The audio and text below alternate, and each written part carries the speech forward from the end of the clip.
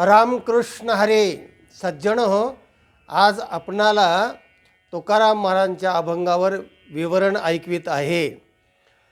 सार असा आहे की माणसाचा जो परमार्थाचा भाग असतो ना, तो परमार्थ आम्ही करतो, परमार्थ करतो, आम्ही देवधर्म करतो, आम्ही साधू आहोत, आम्ही संत आहोत, उपदेशक आहोत, असं करून त्यांची जी साधना असते ना, तर त्या साधनेमध्ये दोन प्रकार असतात. एक तर त्याचं खरं साधन भक्तीचं अंतरंग असतं आणि दुसरं असतं ते बहिरंग साधन असतं. तेव्हा हे दोन्ही साधनं उपयुक्त आहेत, पण बहिरंग साधनच जास्त माणसं वापरतात आणि अंतरंग साधन नसतं, तर ते बरोबर नाही असं संतांना म्हणायचं आहे. अंतरंग साधन आहे आणि बहिरंग साधन नाही तरी चालेल, पण बहिरंग साधन आहे आणि अंतरंग जर नसेल तर परमार्थ होत नाही, परमार्थ शून्य आहे, असा संतांचा उपदेश आहे. ऐका अभंग. भगवे तरे श्वान सहज वेश त्याचा, भगवे तरी श्वान सहज वेश त्याचा.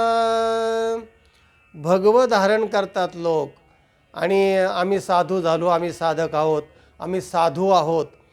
तर तुकाराम महाराज म्हणतात, अरे भगव्याने जर देव मिळतो आणि भगव जर ही भगवत प्राप्तीचं साधन असेल, तर मग कुत्र्याचा वेश तर सहज तो असतो, भगवे कुत्रे असतात, तर तो फार मोठा साधू होईल मग.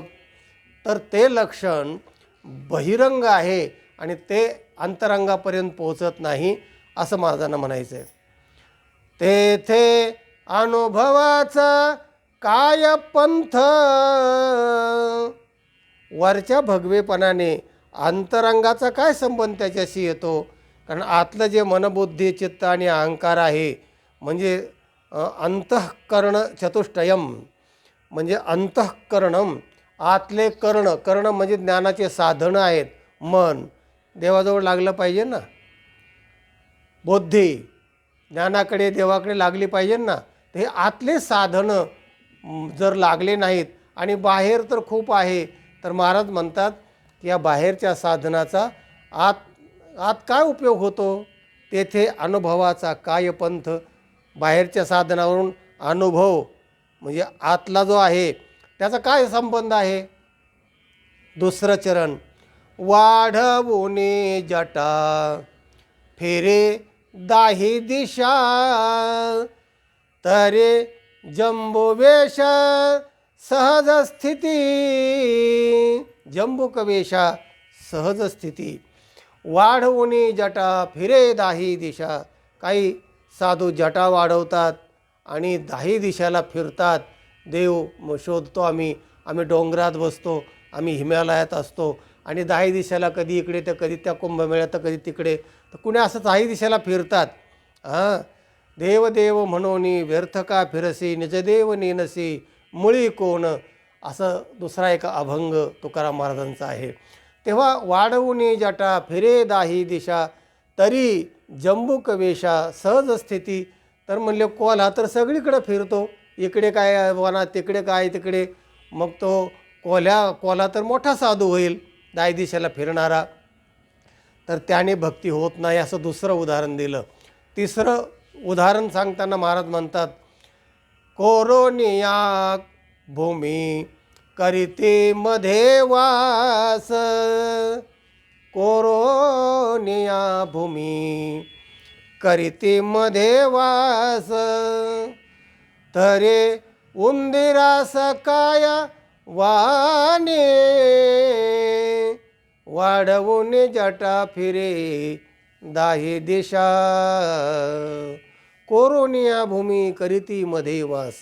काही मी साधू आहेत आणि आम्ही जमिनीमध्ये राहतो आणि आम्ही आतमध्ये जमीन कोरतात आणि त्याच्यामध्ये बसतात आणि वरून माती लोटायला सांगतात भक्तांना आणि पुरून घेतात स्वतः आणि काही तासाने काही दिवसांनी वर निघतात आणि मग लोक त्याच्या उदो करतात, दिंड काढतात.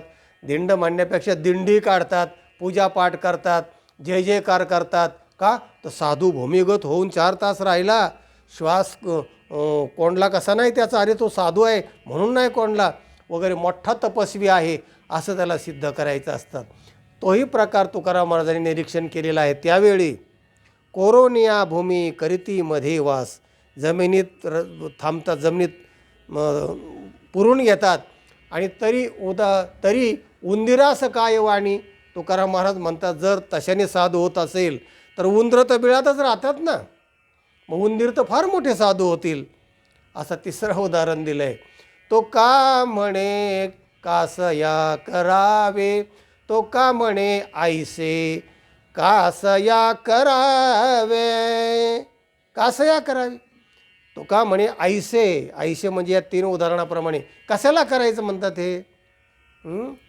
देहासी दंडावे वावू घ्यायची, वाढवून जटक फिरे दाहे दिशा. तो का म्हणे ऐसे कासया करावी, असं कशाला करता तुकोबाराय म्हणतात. देहासी दंडावे वावू घ्यायचे, देहाला कशाला त्रास देता रे, देह परमार्थाचं साधन आहे आणि अशा प्रकारचा तुम्ही त्याचा गैरवापर करता आणि साधुत्व मिरवता, तर हे काय बरोबर नाही. कारण भक्तीचा जो अंतरंगाचा भाग आहे तो याच्यामध्ये कुठेही येत नाही.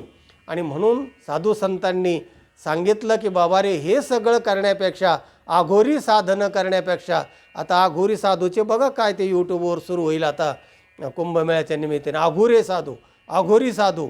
आणि मग ते आघोर कर्म जे आहेत ना, तर ते हे कशा करता, कारण हे एक आघोरीपणाचंच लक्षण आहे. तेव्हा साधुसंत काय म्हणतात मग, परमेश्वर प्राप्तीचा मार्ग कसला आहे. नाम संकीर्तन साधन पै सोपे, सोपं साधन कोणतं, नाम संकीर्तन. जळतील पापी जन्मांतरीचे, सगळे जन्मांतरीचे पापाचे नलगती सायास, जावे वनांतरा सुखे येतो घरा नारायण. मोठा अभंग पहा, सगळ्यांच्या पाठ आहे. भक्तिपंथ बहु सोपा, हाही मोठा अभंग आहे. सोपा भक्तिपंथ सांगितला. माऊली तर असं म्हणते, योग याग विधी येणे होय सिद्धी, वायाची उपाधी दंभधर्म. ह्या नाना प्रकारच्या उपाध्या हे दांभिकपणाच्या आहेत, दंभ दाखवणाऱ्या आहेत, ह्या परमार्थात लागू होत नाहीत. आणि म्हणून काय सांगितलं त्यांनी, यारे यारे धरू भवाचा सागरू भय नाही, यारे यारे लहान थोर याती भलते नारी नर, किंवा भावे विन भक्ती भक्ती विन मुक्ती, बळे विन शक्ती बोलू नये.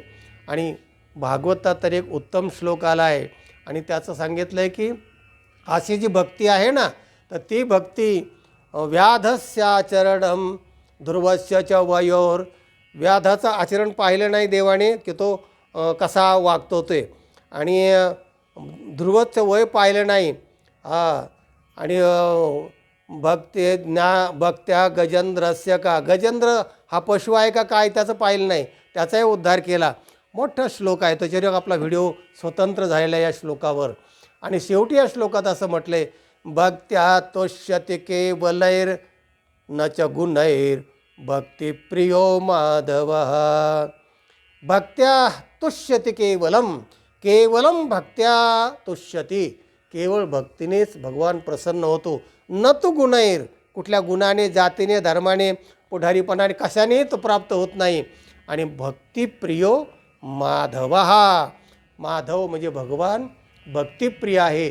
म्हणून भक्तिपंथ, भक्ती सगळ्यात मोठी आहे, श्रेष्ठ आहे आणि ती वैष्णवांनी सांगितलेली आहे. त्या भक्तीचा अंतःकरणात धारण करा आणि भावे विन भक्ती ती सिद्ध होत नाही. भाव हा महत्त्वाचा आहे, त्याच्याशिवाय देवावर प्रभाव पडत नाही. आणि भावाशिवाय हावभाव असतील तर त्याचा अंतर्भाव परमार्थात होत नाही. असा या अभंगाचा तात्पर्यार्थ आहे.